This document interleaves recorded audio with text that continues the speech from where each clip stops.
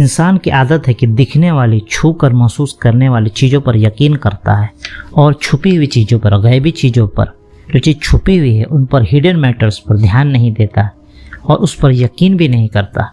दुनिया में कोई भी चीज़, चाहे कोई भी टीवी हो, रेडियो हो, कार हो, बल्ब हो, कोई भी फार्मूला हो, थ्योरी हो, कोई लॉ हो, हर चीज़ का कोई ना कोई खोज करता होता है, उसका कोई बनाने वाला, कोई इन्वेंटर होता है। कोई चीज़ ऐसी हवा में उड़ते हुए नहीं आती और लोग उसे याद भी रखते हैं। मतलब पता होता कि हाँ, कार को इसने बनाया, पेन को इसने बनाया, सिलाई मशीन को इसने बनाया, हेलीकॉप्टर इसने बनाया, जहाज़ इसने बनाया।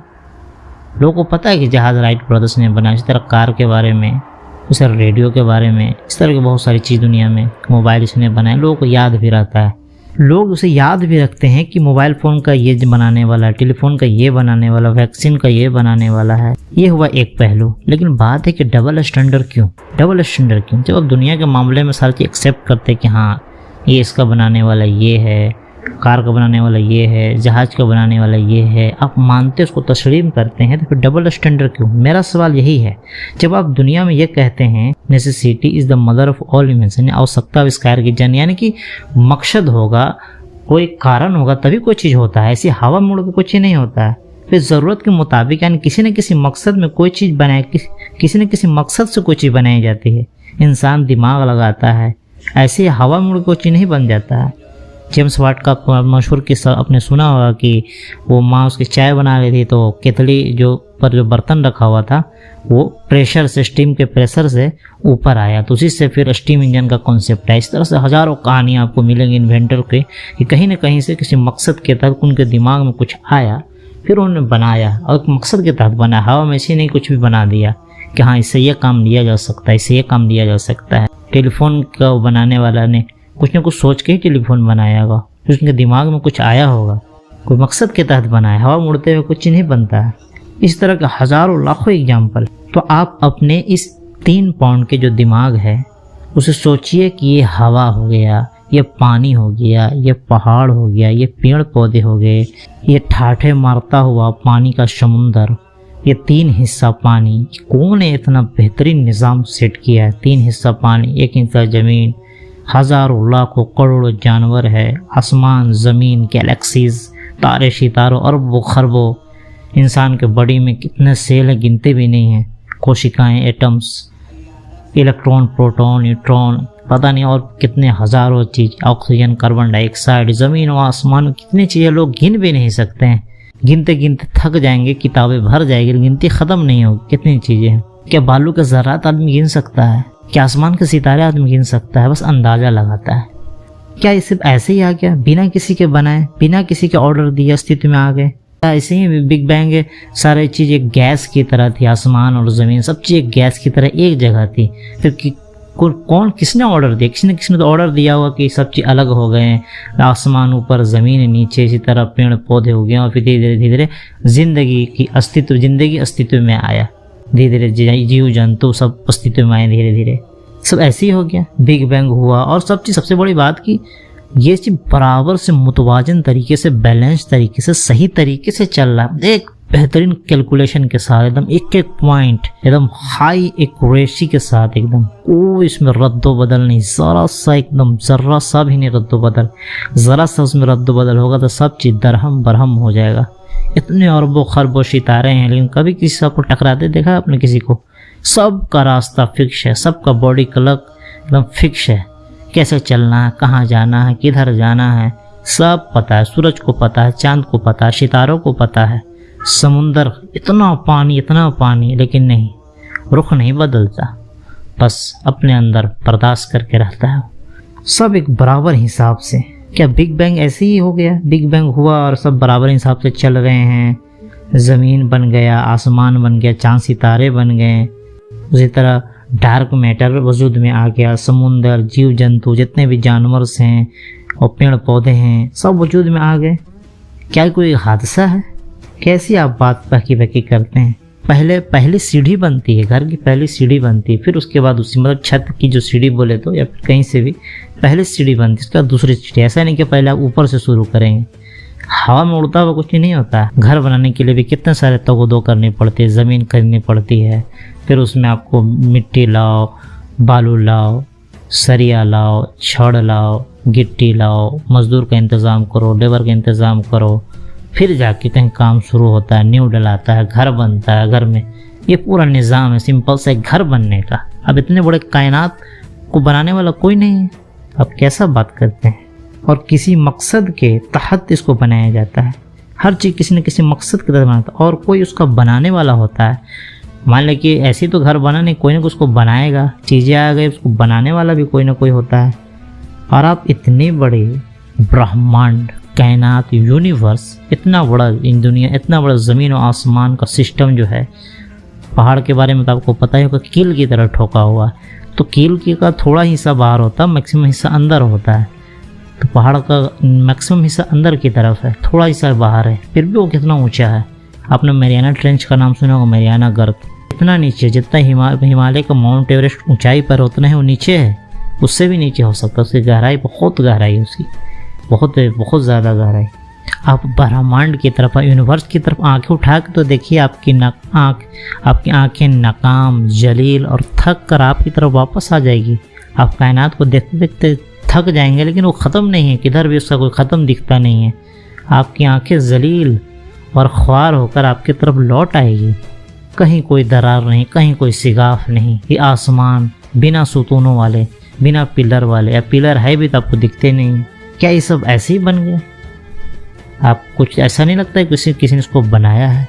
जब छोटी छोटी चीज़ को बनाने वाला कोई होता है, तो इतने बड़े कायनात को बनाने वाला कोई क्यों नहीं होगा? एक एक सॉफ्टवेयर का डेवलपर होता है अलग अलग। सबको पता है कि एप्पल कंपनी का कौन बनाने वाला था, इसी तरह सैमसंग कंपनी है, इस तरह बड़ी बड़ी कंपनी, कोई ना कोई एक इन्वेंटर होता है, कोई ना कोई एक बनाने वाला होता है। इस पूरे यूनिवर्स का बनाने वाला जिस चीज़ की कीमत लग सकती थी उसे खरीदने के सिस्टम पर लगा। जैसे कि सोना खरीदा जा सकता है, चांदी खरीदा जा सकता है, उस तरह छोटी मोटी चीज़ जितनी भी ज़रूरत की वो चीज़ खरीदी जा सकती है, तो खरीदने के सिस्टम पर लगा। लेकिन जो चीज़ अनमोल है, जिसको खरीदा नहीं जा सकता है, उसको अल्लाह ताला ने फ्री कर दिया, उसको बेशकीमती बना दिया। इतना कीमत इसका है कि उसको खरीद नहीं सकता। अनमोल चीज़ जैसे हवा, पानी का निज़ाम हो गया, फ्री कर दिया।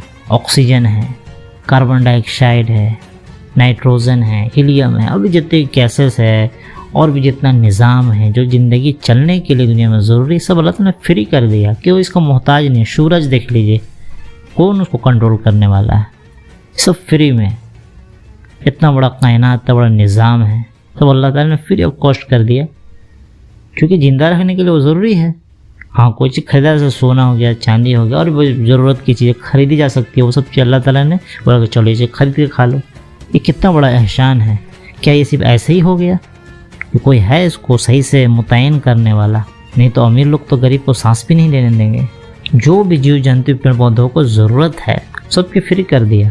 पर इतना ही नहीं, सब एक मुतवाजन बैलेंस तरीके से, मतलब सब सही तरीके से चल भी रहा है, सही कैलकुलेशन के साथ, एकदम बैलेंस की तरह, एकदम प्रिसाइजली, संतुलित ढंग से, सही मिक्सचर में अवेलेबल है।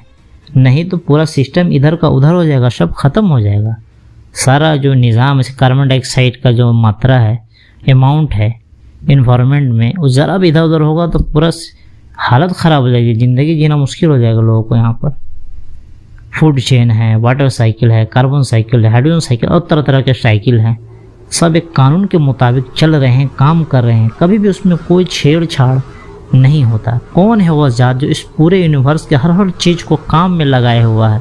हर चीज़ काम में सही तरीके से लगा हुआ। कोई ना कोई, किसी न किसी के हाथ में उनकी बागडोर है, कोई तो उनको संभालने वाला है। वही है अकेला, तन्हा, one and only, the creator of everything, Allah, जिसे हम अल्लाह कहते हैं, जिसे रब कहते हैं, रहमान कहते हैं, गॉड कहते हैं, ईश्वर कहते हैं, भगवान कहते हैं। सब अच्छे नाम उसी के हैं। तो तमाम जहान, यूनिवर्स जो तमाम जहानों का मालिक है, जितने भी यूनिवर्सेस हैं, बहुत सारे यूनिवर्सेस फाइंड हो चुके हैं, बहुत सारे फाइंड नहीं हुए हैं, तमाम यूनिवर्सेस का मालिक। ये ज़मीन है, ज़मीन के अंदर भी 7 ज़मीन, 7 आसमान, इतने हज़ारों अरबों खरबों सारों सितारों, सब का मालिक, हर चीज़ उसके इल्म में है। उसकी कुर्सी ने ज़मीन और आसमान को अपने घेरे में ले रखा है। सब कुछ एक मकसद के तहत है, हर चीज़ का एक मकसद है। एक न एक दिन आएगा, एंड डे, खात्मे का दिन, कयामत बर्पा होगी और सब खत्म हो जाएगा बिग क्रंच के साथ। जैसे बिग बैंग के साथ सब चीज फैला, बिग क्रंच के साथ सिकुड़ के सब चीज टूट फूट के बराबर हो जाएगा। फिर नई कायनात बनेगी, नई ज़मीन बनेगी, नई आसमान बनेंगे। फिर इस ज़मीन को बदल दिया जाएगा, इस आसमान को बदल दिया जाएगा और एक इनफाइनाइट यूनिवर्स का निज़ाम कायम होगा। जब हाँ सब चीज़ अनलिमिटेड होगी, सब चीज़ इनफाइनाइट होगी, अनंत होगी। ये अभी जो यूनिवर्स है ये ख़त्म होने वाला है। साइंटिस्ट भी इसको प्रूव करते हैं, मैथमेटिशियन भी इसको प्रूव कर चुके हैं। इसमें तो कोई डाउट ही नहीं है। हर चीज़ का एक उम्र है, बॉडी साइकिल है कि सूरज इतने साल बाद ख़त्म हो, ये इतने साल बाद ख़त्म हो जाएगा, उससे पहले भी ख़त्म हो सकता है। कोई ऐसा कोई बेजा बात नहीं है। बिग बैंग हुआ, फिर बिग क्रंच होगा, सब चीज़ तेज़ी से आएगी और सब टूट फूट के बराबर हो जाएगी। फिर बिग बाउंस होगा, यानी कि फिर से कुछ छाल मारेगा। अपने रबड़ की पतली वाली गेंद जो छोटी सी होती है उसको मारेंगे सब तेज़ ज़मीन में आप, तो इतना ऊपर जाता है। थोड़ा सा नीचे मारने वो इतना ऊपर जाता है, उसके 10 गुना से 20 गुना ऊपर जाता है। इस तरह बिग बाउंस होगा, नई कायनात का निज़ाम कायम होगा और फिर इनफाइनाइट वर्ल्ड का, इनफाइनाइट यूनिवर्स का सिस्टम चलेगा, यहाँ सब कुछ अनंत होगा। तो सब जो कायनात में है उसे अल्लाह ने काम में लगा रखा है इंसानों के लिए। और इंसानों का काम क्या है? इंसान का काम है कि अपने मालिक अल्लाह गॉड की बात माने। किसी बंदे में इतनी ताकत नहीं कि उसके क्रिएटर से बात करे। किसी इंसान में ताकत नहीं है कि क्रिएटर से बात करे। हाँ, फरिश्तों के ज़रिए से, मैसेंजर के ज़रिए से, किताबों के ज़रिए से अल्लाह अपने पैगाम पहुँचाता है लोगों तक। तो जो कोई अल्लाह और उसके रसूल, उसके मैसेंजर, उसकी किताबों को और अल्लाह के नेक बंदों की बात को मानेगा, तो मौत के बाद, क़यामत के बाद, दोबारा जी उठने के बाद, कब्र से दोबारा उठने के बाद, मैदान हश्र में हिसाब किताब होने के बाद खुशी खुशी जन्नत में, ऐसी जगह, जन्नत ऐसी जगह में जाएगा जिसको किसी इंसान के वहमो गुमान में वो चीज़ नहीं आएगा। हर तरह के ऐशो आराम, हर तरह के टेंशन, हर तरह के परेशानियों से दूर। मतलब जो आदमी एक ख्वाहिश करता है, उसके ख्वाहिश से के मतलब उसके वहमो गुमान में भी वो चीज़ नहीं होगी। जन्नत ऐसी चीज़ है, क्या चीज़ नहीं होगी उसके अंदर। ना बुढ़ापा आएगा, ना मौत आएगी, जवानी बरकरार रहेगी, खूबसूरती भी उतना ही। जो चीज़ आदमी चाह सकता है अगर कॉपी में लिखे तो अपना तशव्वुर से भी मतलब बहुत बढ़कर मिलेगा, एकदम अनलिमिटेड, दुनिया से भी बहुत बहुत बड़ी जन्नत। उसका कोई लिमिट नहीं। न मौत है, न बीमारी है, न बुढ़ापा है। दुनिया में तो आदमी इस से परेशान रहता है। सबसे बड़ी बात सुकून, न गम है, न लड़ाई है, न झगड़े है, अच्छी अच्छी बातें हैं, खाली अच्छी अच्छी बातों की महफिल जमेगी। न बीमारी, न बुढ़ापा, न मौत। खाना, जितना भी खाना, अगर दुनिया में खाना आप लगा दे टेबल पर तो कितना खाना खा पाएंगे? लेकिन नहीं, वहाँ कितने भी खाने लगाएंगे सब खाना खाएगा और सबसे लास्ट खाना तक वही टेस्ट बरकरार रहेगा, वही भूख बरकरार रहेगा, मज़ा ही मज़ा, और भूख ख़त्म नहीं होगी। और जो कोई अल्लाह और उसके रसूल की बात नहीं मानेगा, अल्लाह के नेक बंदों की बात नहीं मानेगा, जो क्रिएटर ने जो बात कही है वो बात नहीं मानेगा, जो रूगर्दानी करेगा, जो बात नहीं मानेगा, तो उसकी मेहमानी कैसी होगी क़यामत के दिन? गरम खौलते पानी से उसकी मेहमानी होगी। पीप उसका खाना होगा, जो घाव में जो फोड़ा हो जाता है उसके अंदर जो गंदा पानी निकलता है पीला पीला, उसका वो खाना होगा। गर्म खौलते पानी के चारों तरफ वो चक्कर लगाएगा, आग का दरख्त खाएगा, उसको जक्कूम बोलते हैं। और दुनिया की आग से 70 गुना ज़्यादा आग के अंदर वो रहेगा। जब जब वो जल जाएगा तो फिर चमड़ी बदल दी जाएगी, फिर सजा दिया जाएगा, फिर चमड़ी बदल दी जाएगी, फिर सजा दिया जाएगा। ये कंटिन्यू चलता रहेगा, अनंत सिलसिला। ये दुनिया में तो एक आदमी कुछ काम कर देता है, फिर कोई कांड कर दिया, किसी को मार दिया, तो कितनी सज़ा मिलेगी? बस एक फांसी। लेकिन वहाँ नहीं, वहाँ बराबर मिलेगा। वहाँ 1000 जो मर्डर है, जितना जुर्म, 1000 मर्डर को 1000 मर्डर लायक सज़ा मिलेगा। जैसे कि एक आपने सांख्यिकी पढ़ा होगा, सांख्यिकी स्टैटिक्स, तो उसमें क्या होता है कि अगर मान लीजिए 10,000 सेब है आपके, मतलब ट्रक से ले जा रहे हैं, तो कैसे चेक करेंगे कि सेब सब ठीक? अब 10,000 सेब तो चेक नहीं करेंगे आप, तो होता है कि सैंपल ले लिया, 60 या 100 सेब निकाल के देख लिया, 100 सेब सही है तो ज़रूरी कि 10,000 ठीक होगा। तो उसी तरह है कि दुनिया में कि आप 60 साल 70 साल की ज़िंदगी एक सैंपल है, आप 60-70 साल अगर अल्लाह के हुक्म के मुताबिक ज़िंदगी गुजारते हैं तो उम्मीद है कि आपको अगर इनफाइनाइट लाइफ भी दे दिया जाए तो आप उसी तरह गुजारेंगे। सिंपल सी बात है। हाय अफसोस, कितना बुरा अंजाम है जो अल्लाह द क्रिएटर का बात नहीं मानता है। कितना बुरा अंजाम है। अल्लाह द क्रिएटर और उसके भेजे हुए जो मैसेंजर हैं, संदेश वहाँ के रसूल हैं, नबी हैं, प्रॉफिट्स हैं, अल्लाह की किताबों को बात ना मानने वाला, नहीं मानने वाला, जो खुदा को नहीं मानता है, जो अपने आप को एथिस्ट कहता है, नास्तिक कहता है कि मैं खुदा को नहीं मानता, या फिर जो खुदा के बराबर किसी को समझता है, यानी कि खुदा के बराबर कोई बुत को, कोई जानवर को, कोई जिन को, कोई इंसान को, कोई फरिश्ता को, जो तो को पूछता है खुदा के अलावा, क्रिएटर के अलावा, तो कितने गुस्से की बात है। तो कैसे ना रब का गुस्सा बढ़ेगा, कैसे नहीं बढ़ेगा गुस्सा। जब उसने तुम्हें बनाया है तो उसके अलावा किसके सामने तुम झुकोगे तो उसका गुस्सा बेजा नहीं है। उसके अलावा किसी और से जब दुआ मांगोगे तो उससे गुस्सा आएगा कि नहीं आएगा। सिंपल सी बात है। आप मंगल ग्रह के बारे में जानते हैं, जाने के लिए अरबों खरबों रुपये खर्च हो गए, लेकिन रिसर्च आया कि वहाँ जिंदगी मुश्किल है, चूंकि इतनी भूकंप वहाँ आती है कि उस भूकंप को बर्दाश्त करने के लिए वो ताकत मंगल ग्रह पर नहीं है। तो आप जरा सा अंदाजा लगाए कि वहाँ जाने का इतना सारा प्रोसेस, अरबों खरबों रुपया लगता है जाने आने में, लेकिन उसका बनाने वाला क्या कमाल का है। उसके बनाने वाले पर आप गौर करें ना। आप सूरज के बनाने वाले पर गौर करें, चांद के बनाने वाले पर गौर करें, इस पूरे कायनात को बनाने वाले पर गौर, वो कितना बाकमाल होगा। आप उसकी बात क्यों नहीं मानते। आप उसकी बात मानेंगे तो हर चीज़ आपके मुताबिक होगी।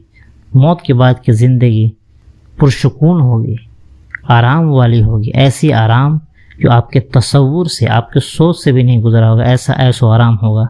उसी तरह ये प्लानेट है, गैलेक्सी है, सूरज है, ब्लैक होल है, हिडन मैटर है, सातों आसमान है, सातों ज़मीन है, मेटल्स है, नॉन मेटल्स हैं, धातु, अधातु, गैसेस हैं, oxygen, carbon dioxide, nitrogen, helium, argon, और कितने तरह तरह के मटेरियल्स जो हवा में, ज़मीन और आसमान के बीच में है। इन सब को और इंसान को, जिन्नात को, सब को उसी ने बनाया है। तो क्या कोई, तो क्यों कर न हो तुम्हारा रब, तुम्हारा बनाने वाला गुस्सा क्यों करना हो। जब उसको छोड़ो किसी और से के मांगोगे तुम, तो क्यों ना गुस्सा हो। जब तुम्हारे फादर, तुम अपने फादर को बोलोगे तुम मेरे फादर नहीं हो, किसी और से इधर उधर आप करो कि वो मेरा फादर है, वो मेरा फादर है, तो बस पिटाई आपका तय है, पिटाई आपका तय है। जब आप बोलेंगे कि नहीं, कोई देश का कोई प्रधानमंत्री चुन के आता है, आप बोलेंगे कोई रोड पर खड़ा हुआ आदमी आता बोलता है, न्यूज में पूरा एकदम माहौल बना के बोला है कि प्रधानमंत्री मैं हूँ, सब उसको पागल बोलेंगे, कोई उसको बात भी नहीं मानेगा। बात क्यों माने जब वो है नहीं। तो जब ये दुनिया के बारे में आपको बड़ा सिंपल सा कॉन्सेप्ट है, तो ऊपर के बारे में आप इतना डबल स्टैंडर्ड क्यों करते हैं। कायनात को बनाने वाले के बारे में आप सोचें, उस बड़े के बारे में आप सोचें। जब दुनिया के मामले में छोटी छोटी चीज़ों में आपको दिमाग काम करता है, तो आखिरत के मामले में, क़यामत के मामले में, ये छुपी दुनिया के बारे में आपका दिमाग क्यों नहीं काम करता। जब रोबोट बनाने वाला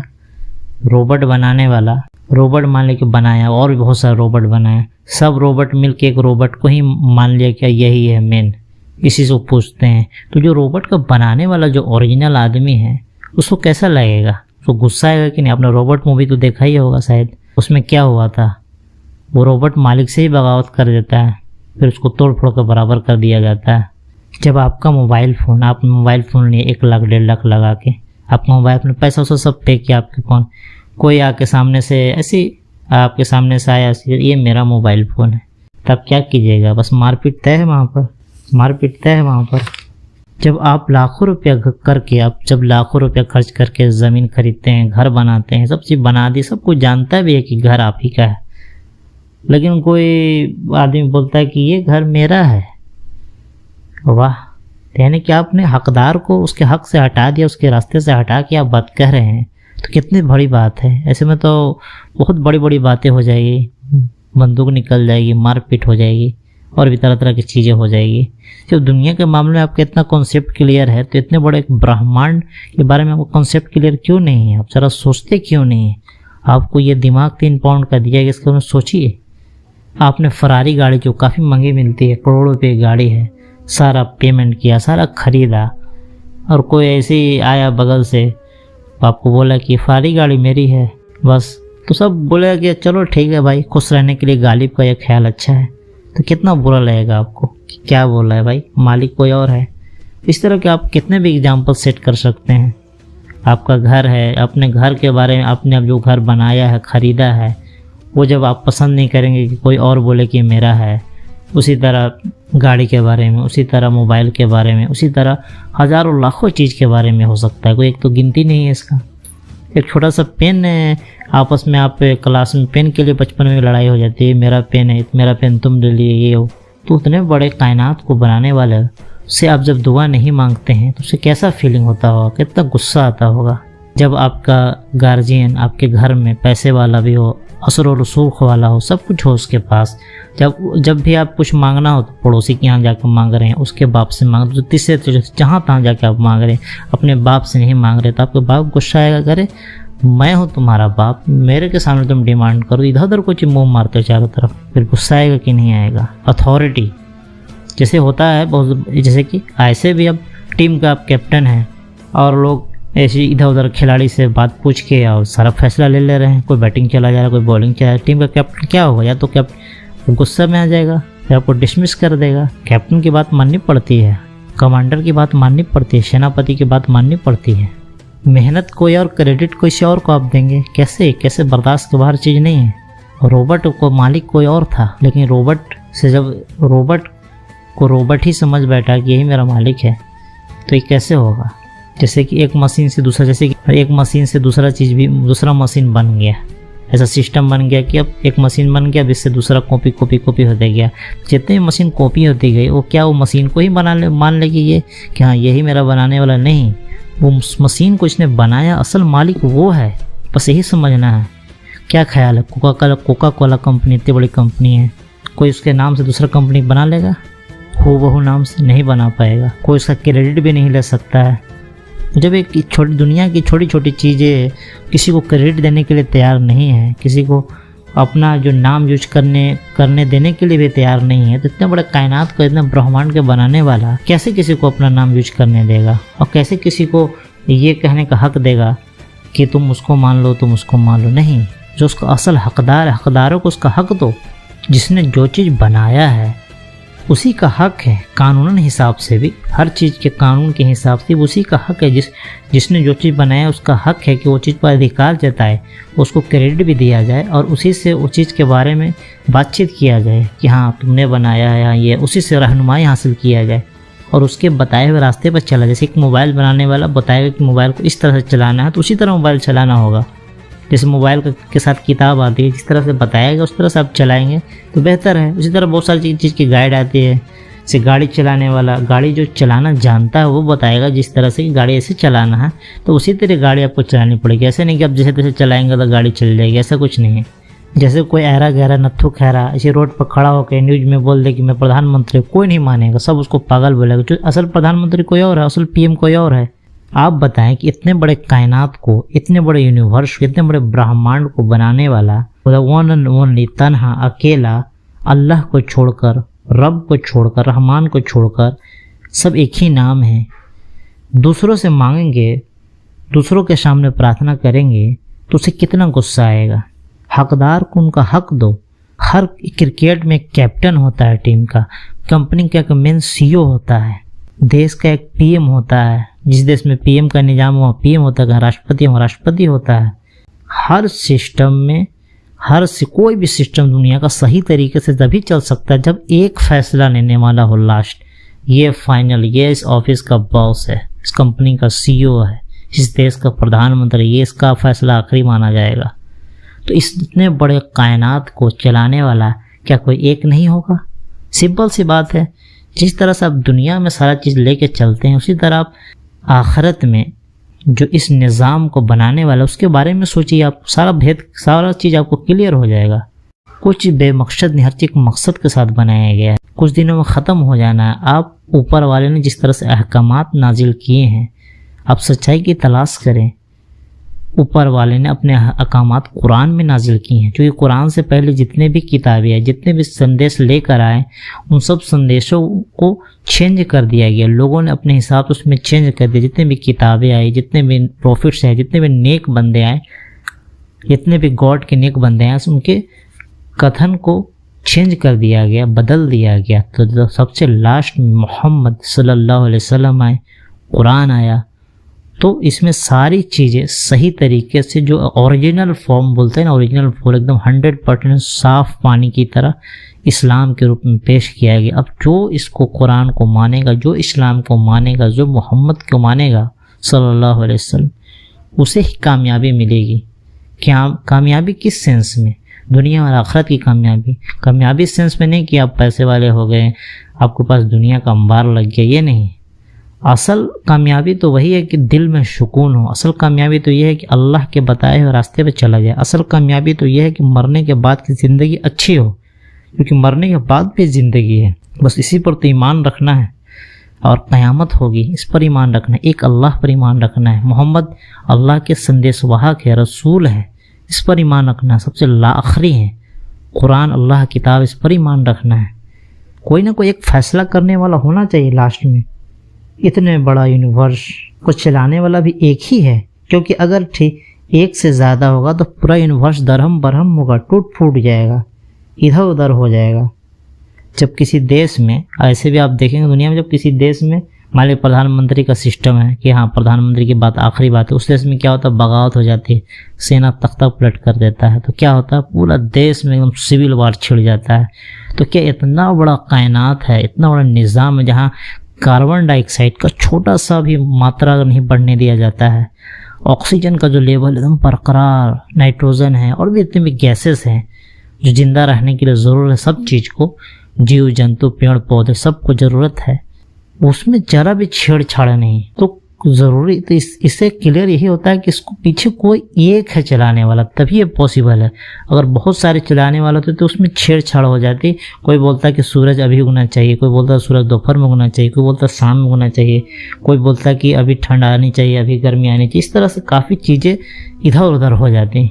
आप देखेंगे हर साल बराबर से एकदम गर्मी ठंडा, उसी तरह गर्मी आता है, बरसात आता है, ठंड आती है, फिर बराबर तरीके से खेती होती है। गर्मी की खेती अलग, जाड़ा की खेती अलग, बरसात का खेती अलग, सब चीज़ सही निज़ाम से होता है।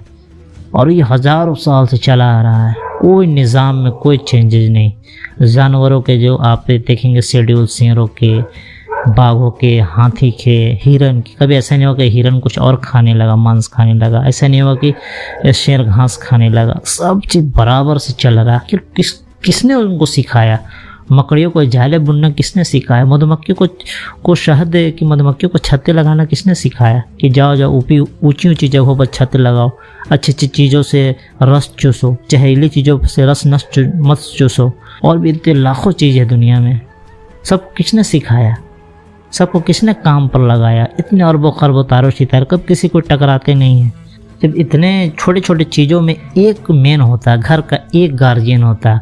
अब अक्सर देखेंगे कि जब गार्जियन का मतलब इंतकाल हो जाता है, डेथ कर जाता है कि घर का मेन गार्जियन, तो फिर भाइयों में कितनी लड़ाइयाँ होती हैं। इस तरह कोई भी घर में अगर एक गार्जियन नहीं होगा ना, इसका फैसला आखिरी माना जाएगा।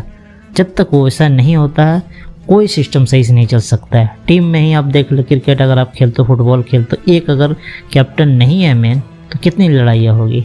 तो इतना बड़ा यूनिवर्स को चलने वाला कोई एक ही होगा, तभी इतना बड़ा यूनिवर्स चल सकता है सही तरीके से। ये सिंपल सी बात है। इतना, और सबसे बड़ी बात, इतने प्रिसाइज तरीके से, इतना सही मुतवाज़िन और बैलेंस तरीके से सब चीज़ चल रहा है कि जैसे कि दुनिया में हम लोग कोई चीज़ काम करते हैं, तो चाय बनाया तो कभी चाय सही से बन गया, कभी नहीं बना, कभी इधर हो गया, कभी पत्ते झाड़ा चाय लाया। खाना में उसी तरह हर दिन नीचे, लेकिन नहीं, बराबर से सूरज उगता है। जो गर्मी में एक साइड, गर्मी में उसका रुख बदलता है, कभी इस कोने से उस कोने चला जाता है ठंडी गर्मी में सूरज का, उसी तरह वो तपिश गर्मी में बरकरार रहती है। धीरे धीरे मार्च आया, अप्रैल आया, मई, जून आते आते गर्मी एकदम बहुत तूफ़ानी हो जाता है, फिर धीरे धीरे घटता चला जाता है। हर साल, हज़ारों साल से जब से बना इसी तरह होता आया है, कोई इसमें चेंजिंग नहीं। फिर जो ज़िंदा रहने के लिए जो ऑक्सीजन चाहिए वो चल रहा है बराबर से, पेड़ पौधों का निज़ाम है वो बराबर से चल रहा है। आखिर इतने एक्यूरेट तरीके से चलने के पीछे यही तो है कि एक होगा तभी चल पाएगा। ओनली वन, उसी ओनली वन को, उसी एक अकेले को हम लोग अल्लाह बोलते हैं, रब बोलते हैं। उसी एक अकेले को, उसी एक से मांगा जाए। उसी एक अल्लाह के नबी थे इब्राहिम अलैहिस्सलाम। उन्होंने जब सारा चीज़ दिमाग लगाया तो उन्होंने लास्ट में यही बोला कि इन सब को बनाया, सूरज चाँद सितारे ज़मीन आसमान, सब पूरे ब्रह्मांड को बनाने वाला जो है ना, उसी की तरफ मैं जाता हूँ, उसी से मैं दुआ मांगता हूँ। तो ये सबसे सिंपल सा कॉन्सेप्ट है। नकली खुदाओं को छोड़ दें। ये तो ऐसे हैं कि इन पर अगर मक्खी बैठ जाते, मक्खी भी नहीं उड़ा सकते। अगर मक्खी इनसे कुछ छीन के ले जाए तो ये वापस नहीं ला सकते। ये एक हाथ भी नहीं बना सकते, एक पैर भी नहीं बना सकते। ये आपकी बात क्या सुनेंगे? इन्हें तो आप खुद बनाते हैं, खुद तराशते हैं। ये आपकी क्या फरियाद सुनेंगे? ये बोलते भी नहीं हैं, हरकत भी नहीं करता, आप इनसे मांगते हैं। तो ये सारा जो सिस्टम है सब प्रिसाइजली ढंग से चल, सही तरीके से एक वेट, एक एक पॉइंट मैथमेटिकल कैलकुलेशन के साथ एकदम हिसाब किताब से सही तरीके से चल रहा है इतना बड़ा निज़ाम। तो इस सारा निज़ाम को किसी न किसी के हाथ में तो ये बागडोर है, किसी न किसी हाथ में, किसी ने इस पूरा जो सिस्टम है, ये पूरा सिस्टम को बागडोर किसी न किसी के तो हाथ में है। इतने बड़े रस्सी, इतने बड़े जो सिस्टम है, इसकी जो बागडोर है, इसकी लगाम है, किसी न किसी एक के हाथ में तो है। उसी एक द वन ओनली को हम लोग अल्लाह कहते हैं। Allah the creator of everything, God, Rahman, Rahim, सब अच्छे नाम जो दूसरों के लिए यूज नहीं किया जा सकता, वो सब अल्लाह के नाम है। तो उम्मीद हो कि आपको ये वीडियो पसंद आया होगा। कहने का मतलब ये था कि कुछ हादसा नहीं है, आप गौर फिक्र करें और सोचें, अपने दिमाग जो दिया है उससे सोचें। दुनिया के मामले में अपने छोटी छोटी चीज़ों पर आप ध्यान देते हैं। ये सुई किसने लाया, सुई पर भी ध्यान रहता है आदमी को। एक सुई आदमी लाता है, उसके पीछे मकसद होता है। अच्छा बटन लगाना है, बटन के लिए सुई लाया, हर चीज़ का एक मकसद होता है, छोटी छोटी चीज़ का। यहाँ तक कि बटन भी लाता है, उसका भी मकसद होता है कि चलो शर्ट का बटन टूट गया है किसी चीज़ का। सरफ 10 रुपये का पैकेट लाता है आदमी, शरफ का पैकेट, डिटर्जेंट का पैकेट लाता है, उसके पीछे मकसद होता है कि कपड़ा धोना है। चाय लाते, दूध लाता है आदमी कि चाय बनाना है या फिर दूध पीना है। इसी तरह चावल लाता है, गेहूँ लाता है। इस तरह सारा निज़ाम, हर चीज़ का एक मकसद होता है। कुछ हवा में उड़ता उड़ता नहीं आ जाता कभी। अच्छा ये किस मकसद नहीं है, हर चीज़। हमारे साइड से कोई बच्चा लोगों को चीज़ भेज दिया था मार्केट में, तो कोई अटपटा चीज़ लेके आ गया। ये किस लिए लाए भाई? गार्जियन पूछा कि चलो किस लिए लाया, पास्ता किस लिए लाया? बोला कि नहीं शाम में खाएंगे। तो कहने का मतलब है कि जब हर बच्चा भी कोई चीज़ काम करता है तो मकसद के तहत करता है। कोई चीज़ लाएगा, हमारे छुपा के भी कोई चीज़ ले आया तो वो भी किसी मकसद के तहत कि हाँ चलो हमको खाने का मौका मिलेगा, चलो ये है। तो इतने बड़े कायनात बेमकसद कैसे बन सकता है? कोई ना कोई इसका मकसद है। मकसद कहाँ पता चलेगा? उस क्रिएटर की किताब में वो मकसद पता चले। उस क्रिएटर की किताब का नाम क्या है? कुरान है। कुरान सिर्फ मुसलमानों का धार्मिक ग्रंथ नहीं है, ये मुसलमानों की सिर्फ किताब नहीं है। और मोहम्मद सल्लल्लाहु अलैहि वसल्लम सिर्फ मुसलमानों के लिए नहीं भेजे गए हैं, ये पूरे दुनिया के लिए भेजे गए हैं। ये कुरान पूरी दुनिया के लिए भेजा गया है, इस सब को पढ़ने के लिए। ये उसमें पढ़िए कि क्रिएटर ने क्या कहा है। आपको ज़िंदगी की हकीकत पता चलेगी, आपको क्या करना है क्या नहीं करना ये पता चलेगी। किस लिए भेजे गए हैं, कहाँ जाएंगे, मरने के बाद क्या होगा। असल सवाल तो ये सब है। तो सब कहाँ पता चलेगा? जिसने इस यूनिवर्स को बनाया उसने ही कुरान को उतारा, फरिश्ते के ज़रिए नबी के दिल पर उतारा, मोहम्मद सल्लल्लाहु अलैहि वसल्लम के दिल पर उतारा। मोहम्मद सल्लल्लाहु अलैहि वसल्लम के दिल पर उतारने के बाद उसके बाद सल्लल्लाहु अलैहि वसल्लम की ज़बानी से, मोहम्मद सल्लल्लाहु अलैहि वसल्लम की ज़बानी से सहाबा कराम ने उसको याद कर लिया, उसको चीज़ों को लिख लिया। फिर उसके बाद धीरे धीरे किताबी शक्ल में आया। पिछले भी नबी के पर, पिछले भी संदेश वाहक पर भी किताबें आई, लेकिन सब किताबों में एक तरह से चेंजिंग हो गया वक्त बदलने के साथ, क्योंकि उसके हिफाजत की जिम्मेदारी अल्लाह ताला ने नहीं ली थी। लेकिन कुरान की हिफाजत की जिम्मेदारी और नबी सल्लल्लाहु अलैहि वसल्लम की ज़िंदगी का से जितने भी मामलात है सबकी हिफाजत की जिम्मेदारी अल्लाह ताला ने खुद ली है। तो कौन है उसको बदलने वाला? लाखों हाफिज के दिल में कुरान, हाफिज के दिलों में कुरान महफूज है। कोई भी अगर एक लफ्ज़ इधर से उधर करेगा तुरंत सामने वाला क्लेम कर देगा तुम गलत पढ़ रहे हो, सही से पढ़ो। बच्चा जानता है, बच्चा 5 साल 6 साल 4 साल का हाफिज। दुनिया में कोई ऐसी किताब नहीं जो, कुरान एक ऐसी किताब है जो लफ्ज़ ब लफ्ज़ हुरूफ ब हुरूफ हाफिजों को याद है। जब अल्लाह का बहुत बड़ा मुअज्जिज़ा है। तो उम्मीद हो कि आप पसंद आया होगा और जो मैं मकसद था इसको कहने का मैं उम्मीद है कि मकसद को मैंने आप तक पहुंचा दिया। तो हर चीज़ के पीछे एक मकसद है, उस मकसद को तलाशी कहाँ मिलेगा? क्रिएटर की किताब में पता चलेगा, कुरान में पता चलेगा, मोहम्मद सल्लल्लाहु अलैहि वसल्लम की ज़िंदगी को पढ़ने में पता चलेगा, जिनके बारे में हर मजहब में भविष्यवाणी की गई। और कुरान के बारे में पढ़ें। कुरान जो final revelation of the creator Allah की आखिरी किताब जो अपने आखिरी नबी सल्लल्लाहु अलैहि वसल्लम पर आई कुरान, उसको पढ़ेंगे तो आपको पता चलेगा क्या हकीकत है, खुल कर आएगी। क्योंकि कोई भी जो क्रिएटर जो इतना हर चीज़ प्रिसाइज ढंग से चला रहा है, हर चीज़ सिंपल सा कार्बन डाइऑक्साइड का जो होता है अमाउंट होता है, ऑक्सीजन का अमाउंट है, सब सही तरीके से, नाइट्रोजन का अमाउंट सही से चला रहा है, और भी हज़ारों लाखों चीज़ है। क्या हो सकता है, ऐसा कभी हो सकता है कि वो कोई जो कानून देगा, कोई लॉ देगा, वो कुदरत के खिलाफ होगा कि कुदरत में बिगाड़ पैदा हो? ऐसा कभी नहीं हो सकता है।